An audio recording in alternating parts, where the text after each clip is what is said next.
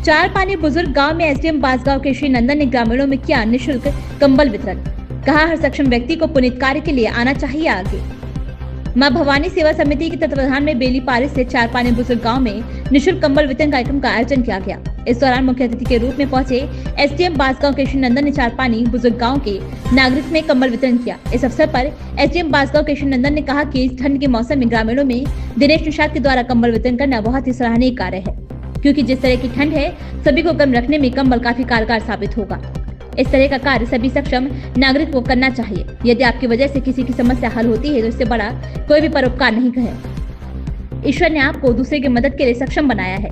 यही सनातन संस्कृति की विशेषता है। दिनेश निषाद के द्वारा गरीब बच्चों को निःशुल्क शिक्षा उपलब्ध करवाई जा रही है। शिक्षा दान से बड़ा कोई दान नहीं है, सभी को इसके लिए आगे आना चाहिए।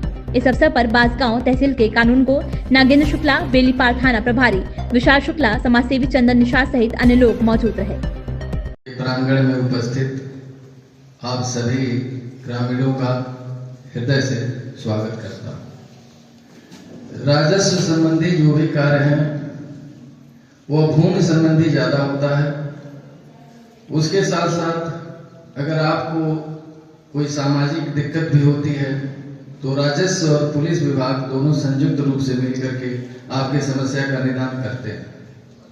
हमारे यहाँ अगर कोई मृतक दुर्घटना है उसको सरकार की तरफ से 5 लाख रुपया देने का प्रावधान बनाया गया है।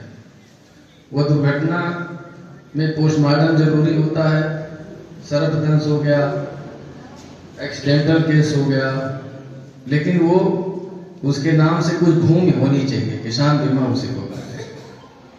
इसी के साथ इस सभा में उपस्थित सभी लोगों को धन्यवाद देता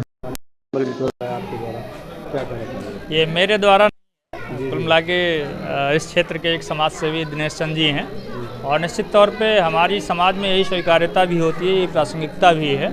ईश्वर ने अगर हमें सामर्थ्य प्रदान की है तो जो भी वंचित और निरीह लोग हैं उनको अपने स्तर से जो भी हमारे तरफ से सहायता हो सकती है उसको प्रदान किया जाना चाहिए।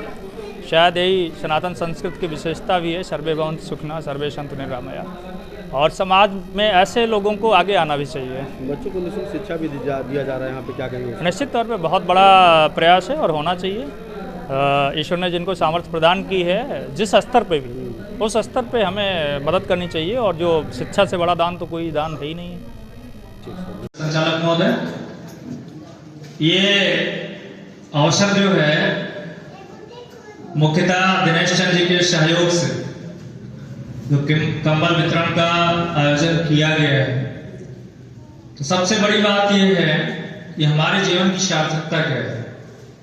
हमारे जीवन की सार्थकता यह है कि ईश्वर ने अगर हमें इस लायक बनाया है कि हम दूसरों की मदद कर सकें, अगर हमारे अंदर वो सामर्थ्य प्रदान की है, तो निश्चित तौर पे जो हमारे आसपास के लोग हैं जिनको सहायता की आवश्यकता है और जिनका हमारे द्वारा कल्याण हो सकता है, तो निश्चित तौर पे हमें वो सहयोग करना चाहिए। उस सहयोग के लिए हमें उद्यत रहना चाहिए।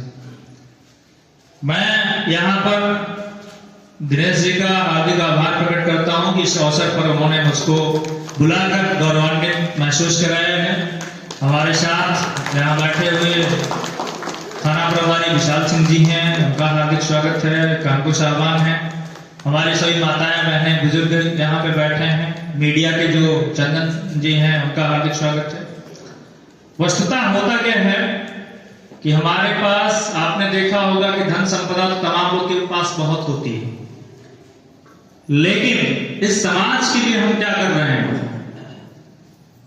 जो वंचित तबका है, जो निरीह लोग हैं, हम उनके लिए क्या कर सकते हैं?